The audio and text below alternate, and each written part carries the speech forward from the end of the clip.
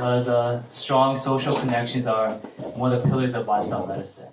So if you have strong social connections, it tends to promote health, and of course, problems in relationships or marriages tend to also lead to health problems as well, right? So we put these on a couple times a year to really promote strong relationships and marriages, especially to promote overall health, right? So that's why from the clinic side of things, we put these on, and we're really glad that you're all here. We have a lot of visitors, so I just want to really welcome you and thank you for coming. So I'm going to turn over to ask Mike and Renee, and they'll get us going. Okay. And again, afterwards, we invite everyone to stay for lunch, potluck lunch. Please join us for that. Thank you. So, hello everyone. Hello. This is my grandson.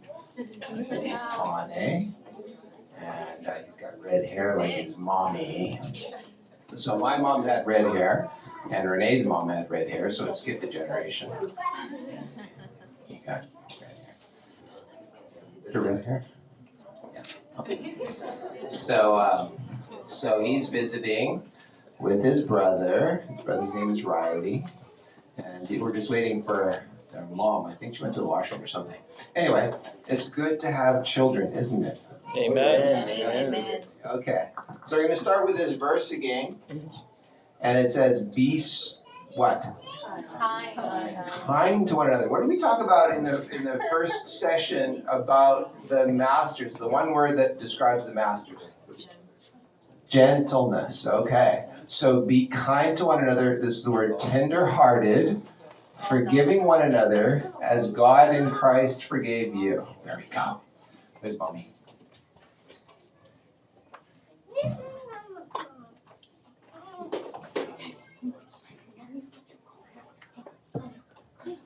Go.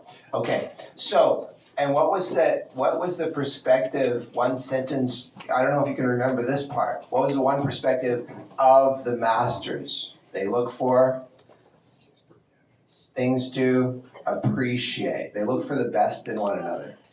And the disasters, what do? They look for things to fix. To fix. Is there ever an end of fixing? No. Okay, you got a car that needs fixing. Even if it's a brand new car. One day it's going to need maintenance. Right? You got a brand new wife? No, we do not need fixing. You We need gotta- to see the basting on. So this one guy, he's an auditor, and his whole life is to look for mistakes. Right? And does he make a good husband? He thought he did, because he looked for all the mistakes in his wife. He put them on an Excel spreadsheet, 3 pages, for her birthday. All her mistakes and how to fix them. He was such a good auditor. Isn't that the greatest gift ever? No. That's a good gift, right, Brian? Awesome. You gave me a great gift idea. Yeah? Great gift idea. And how would Jasmine receive that? Not too well, right? How do you think it went, ladies? But what if it was a Not blank good. page? It's a blank page. Here's all your mistakes. Blank page. Oh, you're so nice. Right? Okay.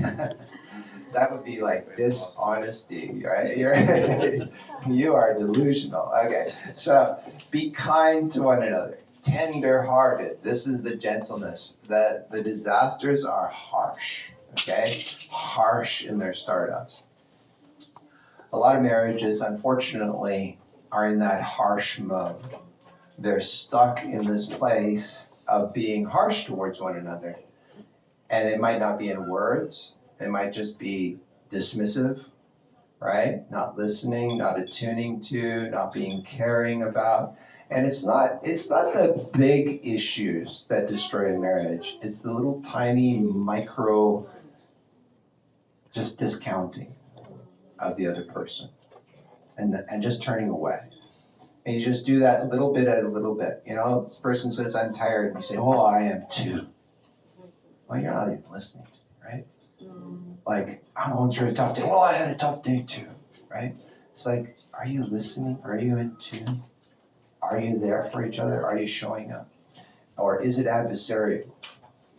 So a a lot of, if you look at Caring for the Heart, John Regier, he says all the testings that day 2 of marriages, most of them are 99% hostility and 1% compassion. There's a lot of hostility out there in people's hearts. And they're just hostile back and forth. You know, it's sort of like little kids on the playground, you know? You're dumb. Well, you're dumber. Well, you're the stupidest person ever. Well, you're even stupider, right? It's like, and then we grow up, and what do? Only we're a little bit more sophisticated, right? And then we just tit for tat. That person did it, I do it back. You know, right? And it's like, really? This is a tennis match gone really wrong. And this is why the Lord says to us, this forgiveness is so critical. It's so critical. Just as God in Christ forgave you. Wow. That's a big one. So forgiveness is essential for cultivating deep love in relationships, in marriage, family, friendships, and community. So why is this true? Why is it essential? Why is forgiveness essential? Went through this morning. Why is it essential? If I hold what you have done to me against me, then I can't love Yeah. Mm-hmm. you. I can't love If I hold what you've done against me, you. I can't Yeah. love you. I can't love you I'm back. bitter and angry. Bitter and angry. Full of resentment, yes. So when you get into a marriage, are you guaranteed that you're going to be offended? Yes? Life's experience has taught us that. In fact, Luke chapter 17, if you look what Jesus says there, he says, it is impossible that you will not be offended. It's impossible you will not be offended. In other words, you're going to be offended. Guaranteed. Right? Guaranteed. Not that God wants you to be offended, but you will be offended. Okay? And then he goes on. Now, this word offense, by the way, that he brings up, is the word in Greek scandalon. What does that sound like? Scandalous, right? So you've done that against me. Why is it so bad? It's so bad because when we've been wronged, then we're right. Yeah? And when we're right, we do most, if not all, of our sinning. Just think about that. When I'm right, think about those people who nailed Jesus to the cross. They were Sabbath keepers. They paid their tithe, not just on money, but on mint and little small things. They were just like, they did everything right. The health message. They had the health message. They had the sanctuary message. They didn't eat pork. You know what I'm saying?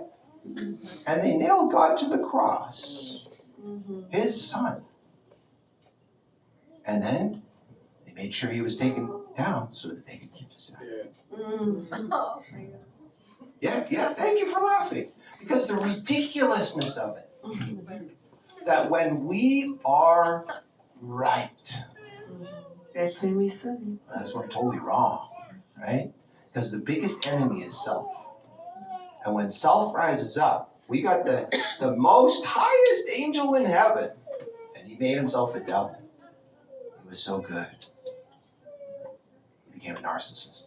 Fell in love with himself.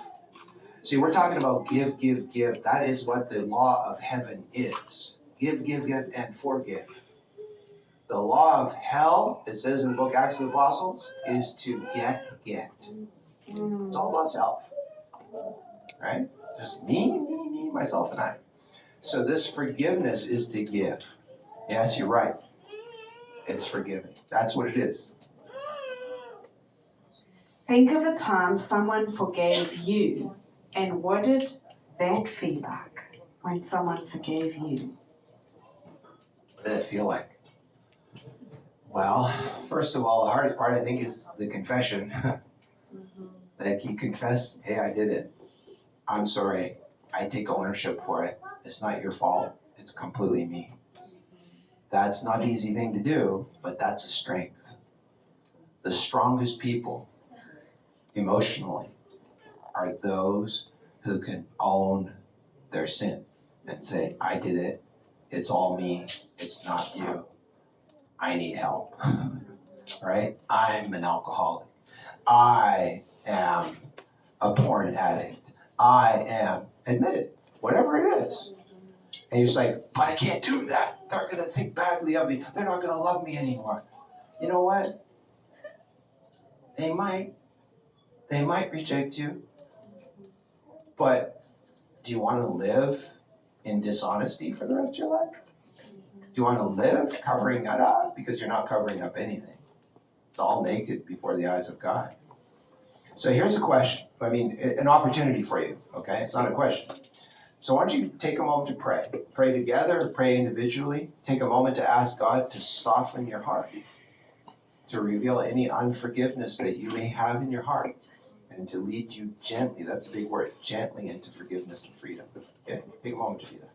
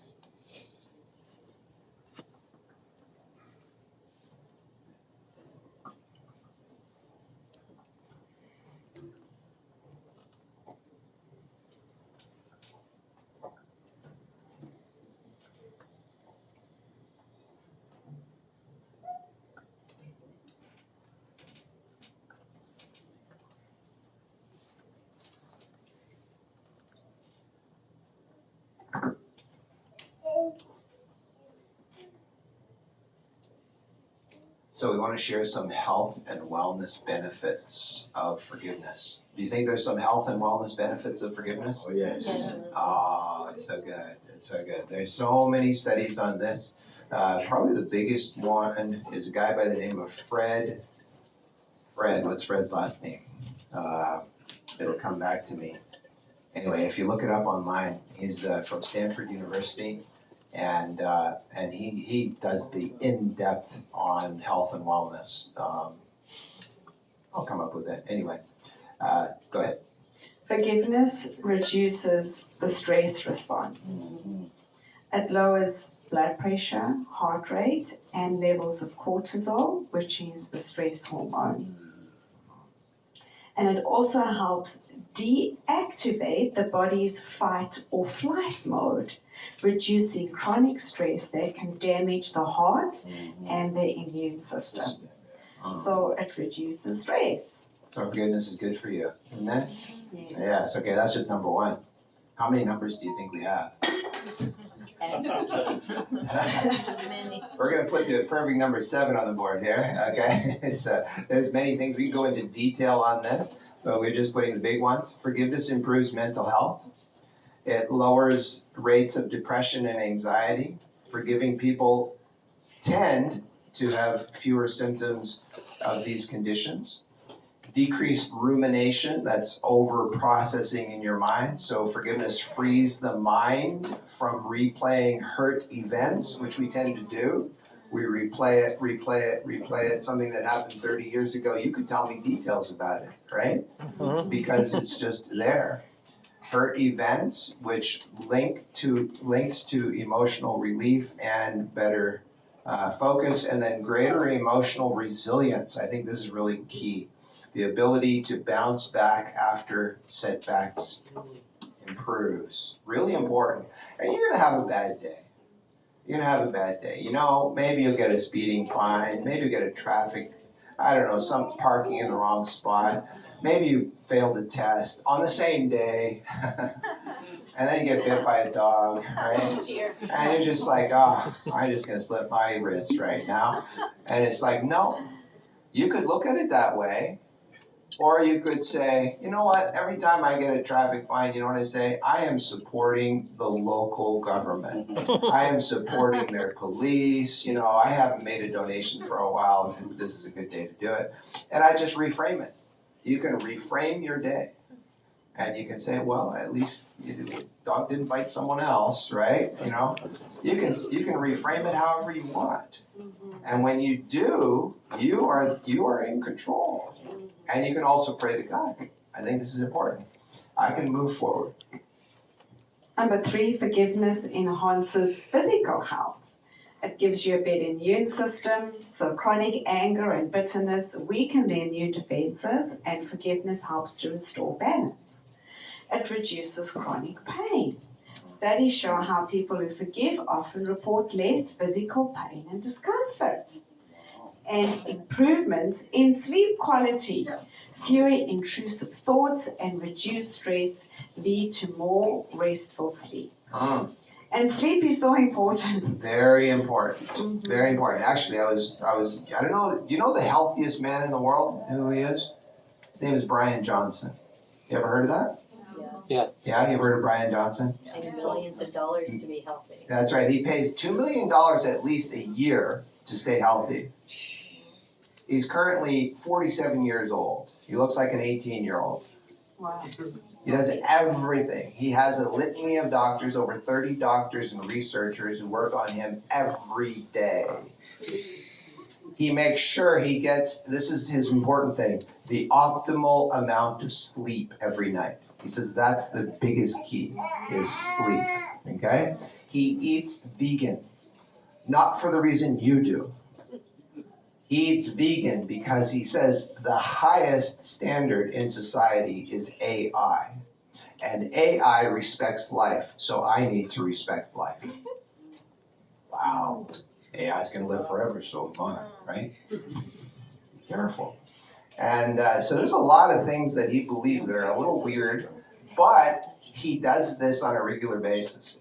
$2 million a year he spends on his nutrition, on exercise, on doctors. He takes over 100 supplements a day.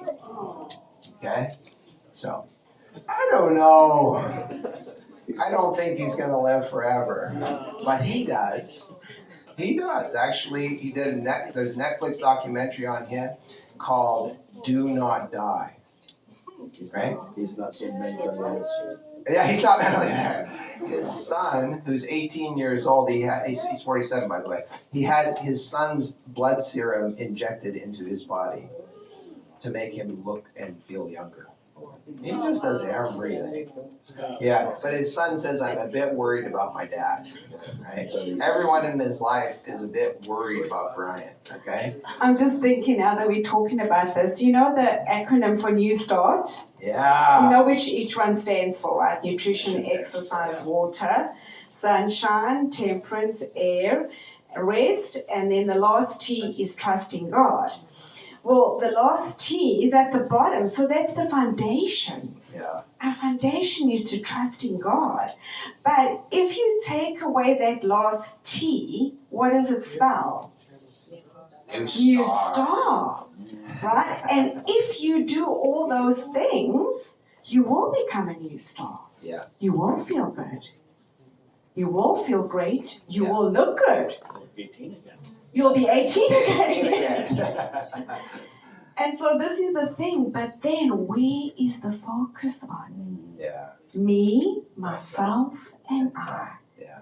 Right? So we become very selfish when we're acting as new stars. Yeah. It's all self-focused and we're self-absorbed.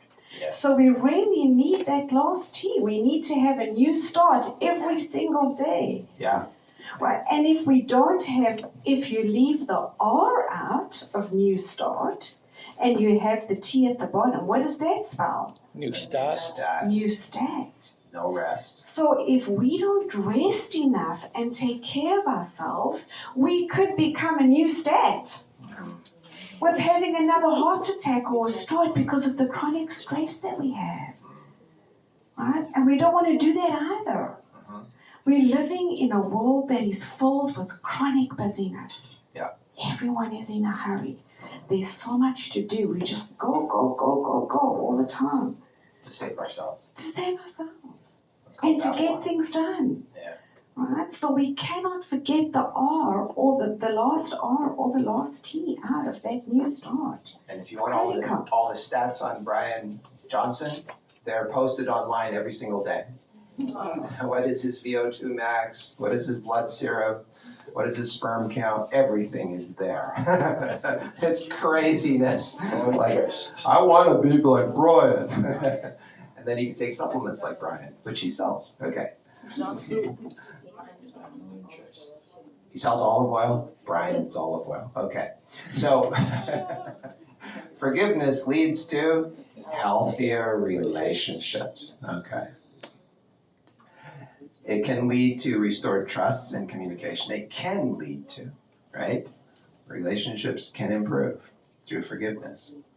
It can lower risk of social isolation, which itself is linked to better long-term health outcomes. We know that, right? So we don't want to be socially isolated. We want social connections and greater empathy and compassion toward others. This is really important. And we need that, right? We need to be compassionate towards others. Number 5, forgiveness leads to positive lifestyle changes. People who forgive are more likely to engage in healthy coping strategies like exercise, prayer, social connection, rather than destructive ones like substance abuse or emotional eating. Interesting. This is really key that when we make these keystone habits, and one of them being forgiveness, it leads to a litany of all good habits. It's like a domino effect of good things. Once you decide to do one good thing, it leads to so many others. So, yeah. And it also gives us increased life satisfaction and an overall sense of purpose Yes. when we forgive. We need that. We need that. So forgiveness promotes spiritual and emotional peace. So Christianity and many faith, or it should say other faith traditions, link forgiveness to a sense of spiritual freedom, inner peace, and closer relationship with God. And this peace can reduce psychological arousal and promote healing. So you don't want this psychological arousal. It's like an amygdala just on steroids, and you don't want that. You want this peace that God gives to us. And lastly, forgiveness increases longevity. Studies suggest that individuals who practice forgiveness and let go of chronic resentments live longer lives. Mm-hmm. And by reducing stress, improving relationships, and enhancing overall well-being, forgiveness can contribute to longer life expectancy and healthier aging. Isn't that good? It's pretty good. Okay. So forgiveness is not just a moral virtue. It is, but it's scientifically supported health intervention. We were created this way. We were designed this way. So letting go of resentment benefits your mind, your body, and your relationships, and your spiritual well-being. This is where we were designed to live. So when we focus on God's design, the way that He designed us to live, then it changes us right down to the cellular level, right? Forgiveness is key. It changes us right down to cellular level. So we asked this question earlier. You should be able to answer it really easily. What is forgiveness? Remember? So, conscious decision Yes. to release Release. resentment, Yes. whether it's justified or not. That's right. Whether Whether they you deserve it or not, right? Absolutely. So It's a conscious, deliberate decision to release feelings of resentment or vengeance towards a person or group who has harmed you, regardless of whether they actually deserve your forgiveness. okay. And so forgiveness is the only mechanism for rooting out bitterness, resentment, and anger from within you. This is really key. This is letting it go. So what does that look like? Okay, so here's the resistance. And it's 2 sentences. I can't forgive them. They'll just hurt me again. Okay. So, what is this person saying? They're saying 2 different things. I choose not to forgive them. I choose not to forgive them. Why? Because they're just, If I forgive them, they'll hurt me again. They'll hurt me again, just meaning. So let's think about what's happening here. Forgiveness is something that happened when? in the In the past, past. Mhm. Trust is something that happens in In the future. in the future. future. Mhm. We're talking about 2 different things. Because of the past, I'm going to hold on to the past, and that past is going to govern my future. Mhm. Mhm. You know what I'm saying? So I'm held hostage to my past, and I won't move forward into the future. Does that make sense? Okay, so let's talk about that. So forgiveness does not equate with trust. Yes or no? Yes. Okay, let's take a look at this. Forgiveness is about the past. It's about what's already happened. Mm-hmm. So forgiveness is free. Someone can't earn it, right? How do they earn it? How do they give you back what they took from you? They can't undo what they already did, right? So what are you going to do? You're going to hold on to it until you can get blood out of a stone? You can't do that, right? So it's free. You have to freely give it. No one's going to earn it. In fact, they've already done something to not earn it, as you said. It's been done. It's been done. You can't earn forgiveness. And forgiveness only takes how many people? One person. One person. Who? Me. Mhm. Me. I'm the only one who can choose this. If I don't choose to open this gift that God gave to me, and He says, you can forgive, why? You love because I first loved you. You forgive because I first forgave you.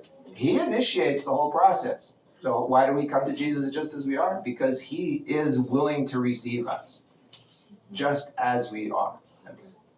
But trust is about the future. Right. I do forgive you for what happened in the past, but I don't know if I can trust you in the future. Yeah, is that fair? Is that fair? Mm-hmm. I can't know unless I've seen something trustworthy. Does that make sense? Yep. Okay. So there, you have to see those things. So they have to be able to demonstrate that they are a changed person. Yes? So trust is free. It's No, not free. it's not free. Forgiveness is free, but trust is not free. It's earned. Sure enough. So how do you know this thing? Because someone look at that, well, you should just trust me. Yeah, okay. So someone knocks on your door, some complete stranger knocks on the door and says, give me the keys to your car. You can trust me, I'll bring it back. And what do you say? Go ask someone else, because I'm not giving you the keys to my car. Go and ask someone who does trust you, because I don't. Not because they're not trustworthy, because I just don't have any experience with this person. And there's no way you're going to trust a perfect stranger. Yes or no? Yeah. But I totally forgive you for what's already happened. That's free.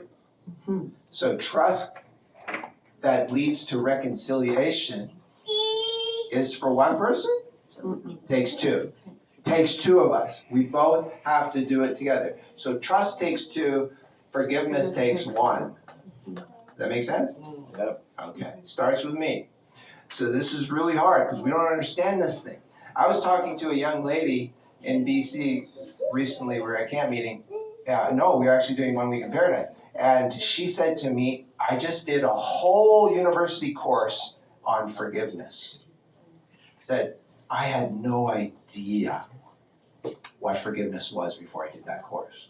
She said, now it's like, wow, it's so beautiful. And the misunderstandings I had were critical, right? This is Seventh-day Adventist University, really good. The guy who conducted the course had his whole family murdered. Yeah, Is that serious? Okay. How do you forgive that? She said she was crying through that class. Now, this I think is really important. People need to see your tears. You need to have them seen, right? God put them in your eyes where they can be seen, not under your armpit so you can spray them and no one can smell your tears, right? You get what I'm saying? You have to be seen. And you have to wash it out of your body. It's a cleansing that happens. And this thing of forgiveness is really, really critical that we get there. Okay.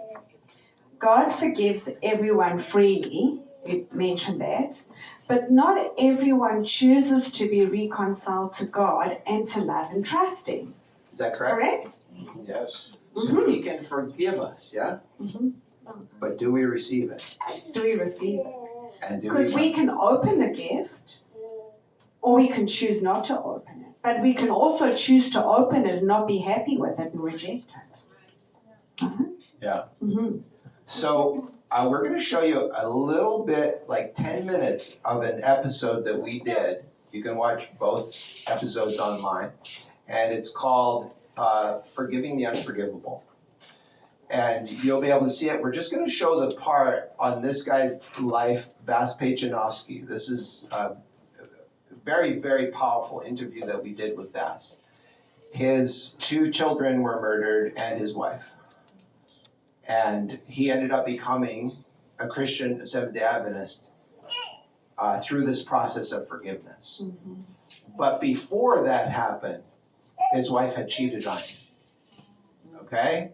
And this is what he goes through now. Okay? So we're going to do a bit of that interview, watch it, 10 minutes, see if it coincides with what we've been talking about when we talk about forgiveness. Okay? You ready? Okay. Welcome and thank you for joining us on It Is Written Canada. Today we are in front of the home of a man here in Pickering, Ontario. His name is Vas Pechanovsky.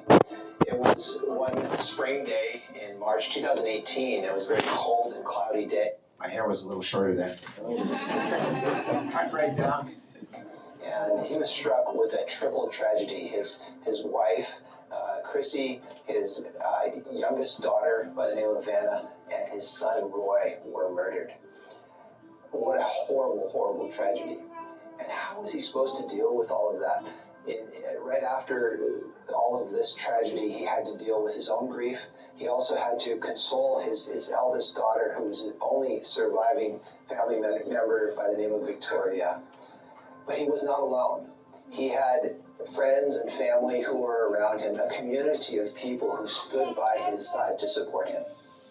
Besides his family and friends, Vas received incredible support from people that he didn't even know at the time of the murder of his family members. God started speaking to Vas Pechanovsky and led him to a loving church where he was treated with incredible love, support, and kindness. Not only did Vas become a born-again, baptized Christian, but he somehow managed to forgive the accused killer and murderer of his wife and 2 children. I have no idea how he did that. How was Vas able to find it in his heart to forgive someone who murdered his family and took them away? Well, today we're going to let Vas tell his own story. And so come with me inside as we talk to Vas Pechanovsky.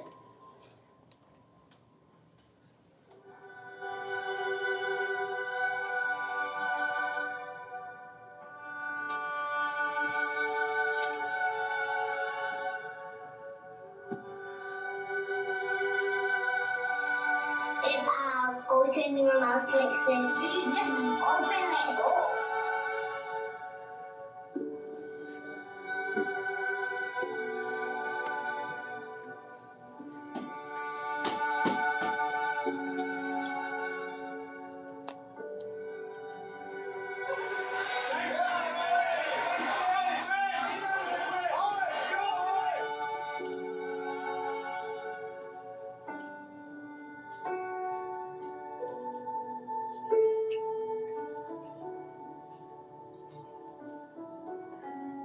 So Vas, thank you for inviting us into your home. What we're going to talk about is very heart-wrenching, and I know from talking to you that this is something that's very personal, and I do respect you. So I don't want to talk, about things that might be too sensitive. I want to kind of go back in time, like before you met your wife, before you even had a family, and talk about your childhood. Talk about what happened in the past. What kind of a person were you before this? Yeah, different person from who I am today, that's for sure. A great childhood growing up in the city of Toronto, Greektown. Happy family, they provided great. But living in the city, especially near the downtown core, you do surround yourself with, people that are into getting into some trouble and mischief. And as I grew up, I found myself following that path, chasing girls around. I started to experiment with drugs and drinking, thinking about myself, thinking about the next party. So it was a tough ride. I experienced a lot of low points in my life, a lot of times that I really did not like myself the next day. And tell us, Vas, did your life change after you married Chrissy and had your 3 beautiful children?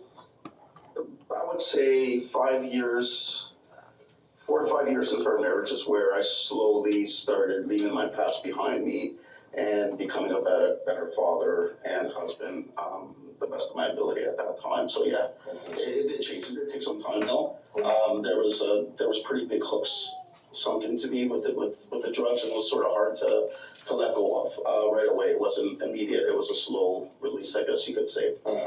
And now you're married and you're moving in a good direction. Was there a pivotal time when things really changed for you? Yeah, and I guess I'll give you a little bit more backdrop in our marriage and who I was at the time. So throughout our marriage, Chrissy was a really good woman, but me as a person at that point, there was something wrong with me.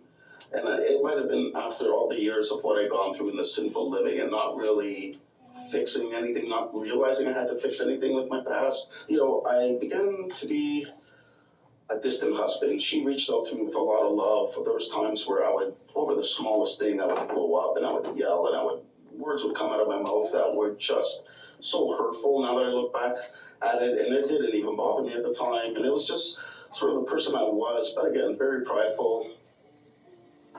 In 2014, I became aware that she was having an affair. That devastated me. It absolutely devastated me. And I think more because my pride and realizing how could she even consider another man or look at it. Like, I provided a beautiful home, I provide food on the table, and these silly, prideful, earthly thoughts of thinking I was being a good husband or thinking I was being a good father. And really, it was probably the worst 4 months of my life. The pain, the tears, the hurt, the feelings of revenge, and how am I going to get back at her, and how am I going to, go through that. I found myself getting in my car at 11 at night and driving on the highways up until 6 in the morning and just crying and just trying to get rid of the pain that was inside of me. There was a moment, I don't remember the exact day, but there was a moment where I'm still struggling with this, and I call it, I heard a voice, but I think it was more, now that I look back, it was God speaking to my heart. And the message basically said, look at yourself, look into the mirror. Yeah. Really look at yourself. I started looking back at our marriage, and I started looking back at how I treated her and how I treated my kids and how I treated people in general. And, she was really trying to make the family unit work, and I pushed her away. And I understood that her having the affair was a large part of my doing. And I remember going to her and sitting her down and telling her how sorry I was, how horrible of a husband I was to her, how much she really loved me, and how much she tried to make the family unit work, and that I just pushed her away, and I asked her for her forgiveness. I told her I was sorry. I had forgiven her by that moment in my heart, all the hurt and all the bad feelings and evil feelings or vengeful feelings I had inside of me, the second I forgave her, that feeling just lifted. And the feeling of peace and joy came upon me. That was so powerful. I remember saying out loud to myself that day, I am never going to change this feeling no matter what happens to me in my life. I never want to lose this feeling of peace. That's incredible. Where did you move forward in your relationship with Chrissy now? We had already started the process of separation. And at that point, even though I had forgiven, the trust was lost in the relationship. But saying that, we started becoming very, very good friends. Our friendship grew so much stronger after we both forgave each other and embraced and hugged. And knowing that we were both being open and totally honest to one another, our friendship grew to a place that we've never seen before. In that, we realized we had 3 beautiful children. What we both realized was that no matter what we do moving forward, we have to be on the same page in raising these kids together. And even though we lived in separate homes, and when she needed to discipline the kids and they were over here, I followed through with those disciplines and vice versa, because in the end, it's all about the children, right? And we want to try to guide them in the right path, and that was a big step that we both agreed on, and it allowed us to grow in our relationship even further. So you could still remain friends even though you were separated from her. Absolutely. And you were able to raise those kids as well together. We became on the same page and we began to laugh together again, and that was one of our big strongholds on when we met, was our friendship and our laughter. We would laugh about so much, and that came back into our lives after that point. So it did change everything, and it changed me as a person from that day moving forward as well. Bez, I think it's such a beautiful gift that you and Chrissy gave your children, to be friends. And so I think it's just wonderful that God gave you this gift of forgiveness, not just for you, but for Chrissy too, to forgive you. And in doing that, so much healing came about that you were able to provide that beautiful gift for your children. Just, to let them know, Mommy and Daddy are okay. And I think it's just wonderful. So The Lord is amazing. Welcome and thank you. So the underlying purpose of forgiveness is to restore the relationship, yes? Yes. Did that get restored though? Is it guaranteed? No. But they did have a relationship. So is forgiveness the same as restored trust? No. So they didn't restore the complete trust to that relationship, but they still had that love for each other. That's the incredible part about forgiveness. Can the person change? Yes. So how do you feel about forgiveness? So did Jesus teach about forgiveness? Oh, yes. Yeah. From the Lord's Prayer to the cross, the life of Jesus was all about forgiveness. And I think this is the difficult thing for me, is that here's the founder of the Christian church who goes around teaching about forgiveness. And yet, kind of the retail outlets that sell this thing on behalf of Jesus, they're called churches. They kind of become drive-by places for shame and blame and all kinds of things like that. So how did all the blame and the shame and merciless accusing and mean-spiritedness come into the church? Self. Self? Any thoughts? I think there's a lot of unforgiveness in the church among members, within family, but mostly what we see is in the church between members. Very, very unforgiving. I know it's a very, very tender subject to talk about, but it is real. It is real. Yeah. So how did this come in? It came in the time of Jesus. It was with his disciples. It was with the early church, right? And he was rebuking them, like, you've lost your first love. Yes, you keep all the rules, but you're kind of missing the point here, right? He didn't say, you will know that you are Christians by the way you control each other, right? But by or their the love, way you keep people on the straight and narrow, but by or their love, confront them with meanness. He says, you will know that you are Christians by what? their love. Their love, your compassion for one another. So, who is the hardest person to forgive? Self. How come everyone always says that? Does it ever say in the Bible somewhere you need to forgive yourself? No. It does say that Jesus forgave you. It says that God forgives you. So who am I to hold something that God has forgiven me of against myself? You know what I'm saying? That's so hard to understand because we think, well, it was my mistake. It was me who did it. I was the one who caused this. Yes, you did. And God forgave you. Are you going to keep holding on to it? Someone wrote us a long email just this week about something they did years ago. And they say, I am a horrible, horrible person. This is what I did. And they have talked to us about this before, years ago. And they're still bringing it up. I'm so horrible, I did this. Yeah, you did. Did you not confess it? Yes. Did God forgive you? Yes. So why are you still carrying this?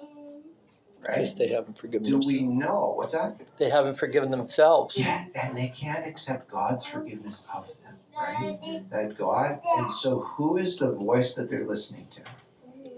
The enemy. The enemy that caused them to do that evil thing, right?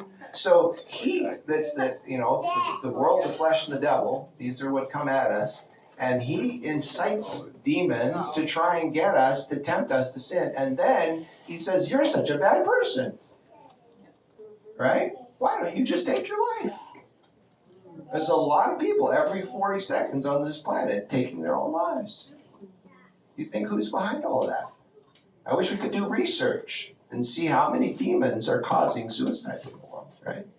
Lots. The negative self-talk. I know that. It happened to my own mom, right? She took her own life. That was not a happy place, right? She was just plagued with all these things from her past. Her dad did this, or, all this kind of stuff. And it's like horrible, horrible, just a demonic presence.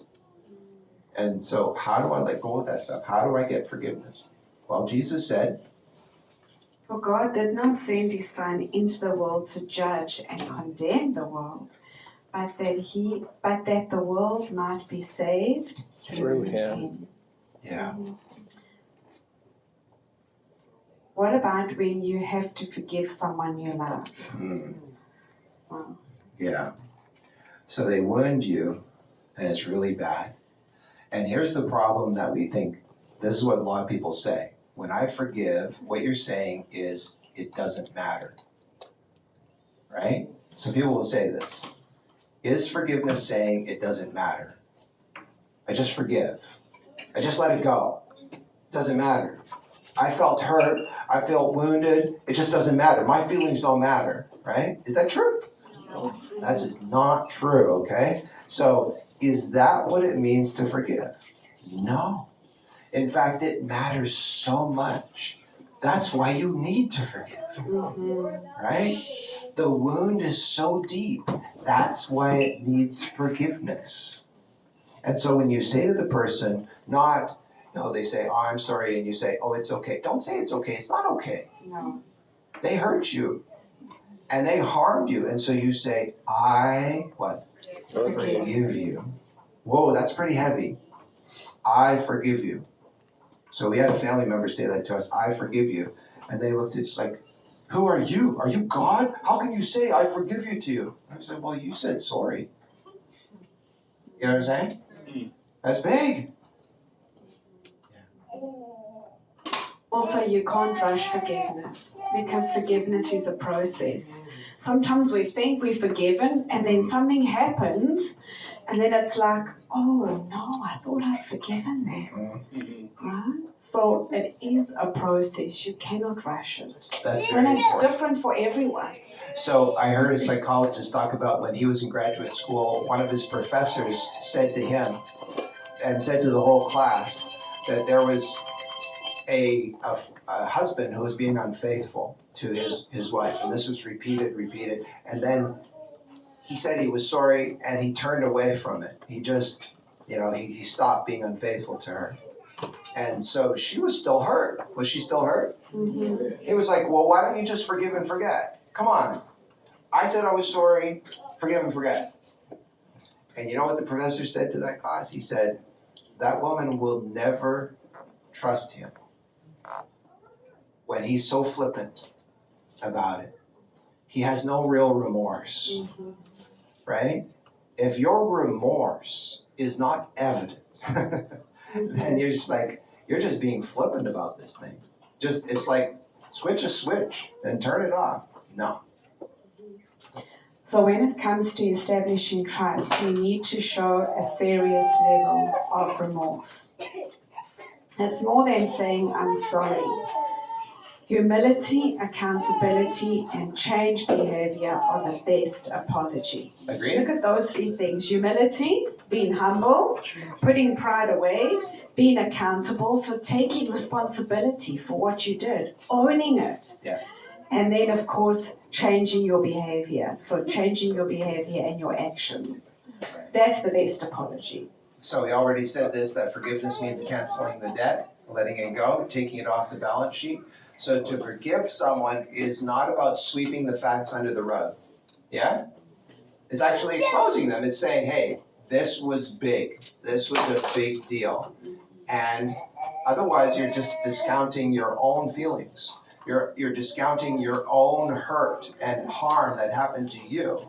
So I got to let it go, but it is a big deal. And that you might do this to me again, so I'm going to put up a boundary here, but I want you to understand that I forgive you. The Bible says it like this. If your brother or sister sins against you, rebuke them, and if they repent, forgive them. So if you take a look at this in Christ Object Lessons, there's a chapter called The Measure of Forgiveness, and she says that forgiveness is not just saying there was nothing wrong that was done to me. No. In fact, if someone stole from you, they should repay. If they have done something that they can repay, they need to repay. Okay? That's biblical, right? So this is very, very biblical. So here's what Christ's Object Lesson says. But sin is not to be lightly regarded. The Lord has commanded us not to suffer wrong upon our brother. He says, if thy brother trespasses against thee, rebuke him. Sin is to be called by its right name and is to be plainly laid out before the wrongdoer. Yeah. So is that still forgiveness? Absolutely. Absolutely, it's forgiveness. You can forgive them for what they did to you, but look how she frames it. The Lord commands us not to suffer wrong upon our brother. We would suffer wrong upon them if we did not hold them accountable. I can forgive you, but you still have to fix the car, right? You still have to repay what you stole, right? This is very important. So banks forgive debts. We talked about that already. And if you're waiting for the offender to not do what they already did to you, well, that's never going to happen. They already did it. So it's not going to be, you can't undo what they already did. So when you forgive, you're letting go of the injustice. Yeah, and you just want to scream. And of those feelings. You just want to scream at the injustice. It's like, this is horrible what happened to me. And it's just, that screaming is kind of fueling that negative energy. So why am I holding on to this? So this is what happens. Resentment poisons relationships because you carry it forward into other relationships. Is that true? Yes. So you hold on to that resentment and you take it out against other people. So when I was a teenager, I was driving in the car with my aunt. She hit the brakes. This little doggy came in front of our car and she hit the back leg of the dog. Little doggy was on the ground, right? I got compassion for animals. I ran out. The actual little bone came out of the skin. So I picked up the little doggy. Bad idea. He bit me. Why did he bite me? He sells the enemy. Yeah. You see, I didn't hurt him. But hurt people, right? Hurt doggies hurt other people. So you see it poisons. This resentment just doesn't poison the relationship of the person that hurt you, but it poisons other relationships. That's why we have to let it go. So here's another question for you. Can you forgive a person who has not said they are sorry? Yes. Yes. Yes. How do we know that biblically? Christ says if you take your offering to the altar Yeah, and you recall that somebody has done it something I'll wrong, get you. leave it there. Leave it there. Go back. Can you make it right even if they don't make it right? If they don't say they're sorry, can you forgive them even if they don't say they're sorry? Yes. That's what he said we should do. Mm-hmm. Where do you see it? Word for word. What did he say? Say it. Say it out loud. Forgiveness is one part. Yeah? Yeah? But who's the one who said, what did Jesus say? Remember, Forgive them. for they remember don't when he know. was on the cross? What did he say? Yeah. Were they asking, please, Jesus, we crucified you, we're crucifying you right now, please forgive us? Yes or We're no? sorry. No. No. Were there some there who did not receive his forgiveness because they didn't feel sorry? Yeah, got it. So he gives it to us even before we ask, Mhm. even before we realize we need it. So the Bible says, But God demonstrates his own love for us in this. While we were still sinners, Christ died for us. Amen. so here's an objection. I can't forgive because holding on to my anger makes me stronger and less vulnerable. True or false? False. So it weakens you to hold on to your anger? Yeah. We already saw that, didn't we? Yes. It weakens your immune system, it weakens your relationships. It just makes you a weaker person to hold on to that anger. But we think it makes us stronger. I'm never going to let it go, right? I've seen people hold on to grief so that they just like, I'm never going to let it go. If I try and be happy, it's just going to ruin. It's gonna be dishonorable to that person I lost. You know, I've lost so many people in my life. My mother to suicide, as I already mentioned. My eldest brother died in a tractor accident. My other brother was killed from a scaffold, fell. My grandmother died of cancer. I mean, there's so many people in my life, and God has given me life, right? I love those people in my life, and I know the fact that if they were alive, they would want me to live. They don't want me to sit there and stay grieving the whole rest of my life. That's like a person who's limping around for the rest of their life, and they don't have to, right? So you carry that pain with you. So you don't want to hold on to that anger. You want to be stronger and move forward. How do you do that? It's like if you go to California, because you want to get away from the cold over here. That's in the winter, right? Yeah, in the winter. Or to Florida, Yeah. if you're a snowbird, and you go to the beach and you lie on the beach and you fall asleep on the beach. What's gonna happen? Sunburn. You're gonna get a serious sunburn. And then you come home, put some aloe vera on, and you're sitting at your desk working on your laptop or your computer, and your little child comes and he jumps on your back. What are you gonna do? Scream, ow, get off of me, right? Push them away because of the sunburn. You just recovered from that, and then your spouse comes from behind and gives you a nice big bear hug. What are you going to do then? Ow, get away from me. You're going to scream, right? And then you just recover from that, and your brother-in-law walks past and gives you a big slap on the back.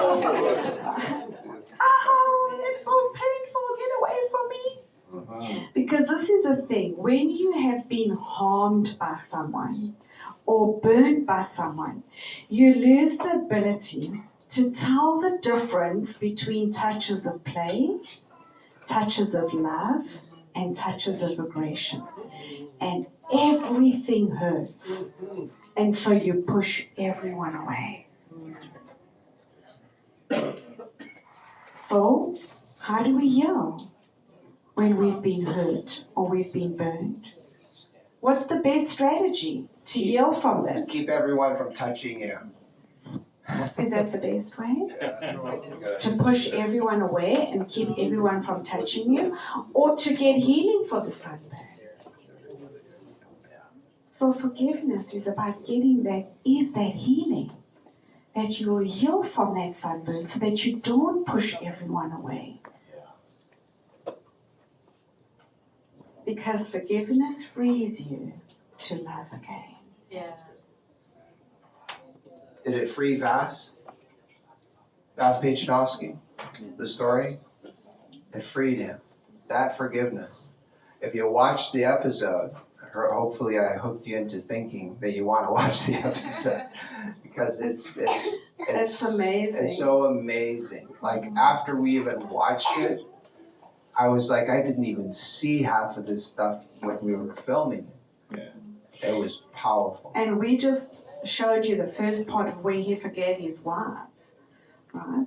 But it's amazing because they have 3 children and the eldest daughter was not with the other 2. Yeah. So she didn't go to the home. She didn't want to. And so her life was saved.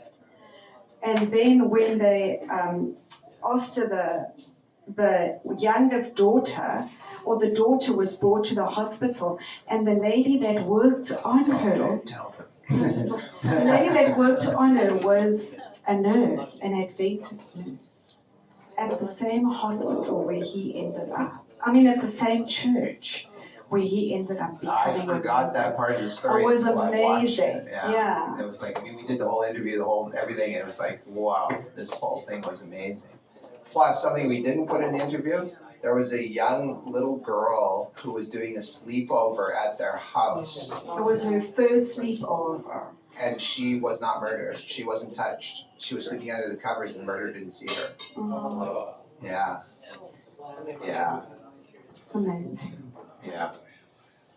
So we want to give you a chance to pray together or individually before we close off today. And that is to thank God for the freedom that forgiveness brings. Ask Him for wisdom and grace to take small steps towards rebuilding trust when possible. And ask God to soften your heart, to reveal any unforgiveness you may have in your heart, and to lead you gently into forgiveness and into freedom. Okay, take a moment to do that. We can close off. I think there's a lunch being prepared back here, so that's good.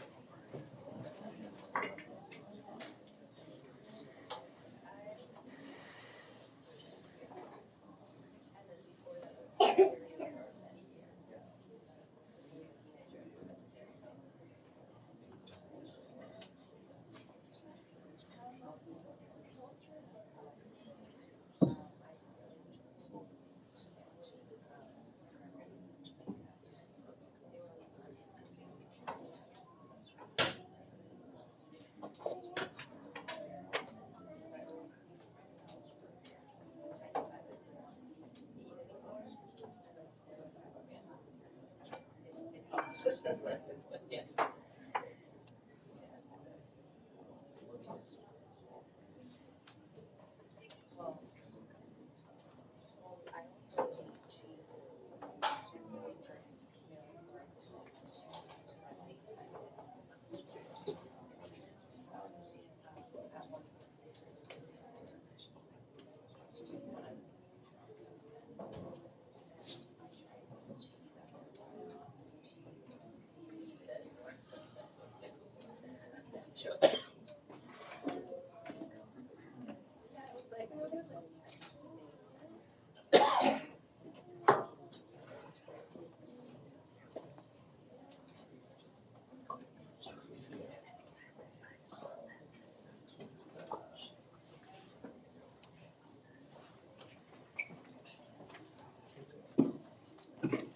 All right, thank you, Mike and Renee.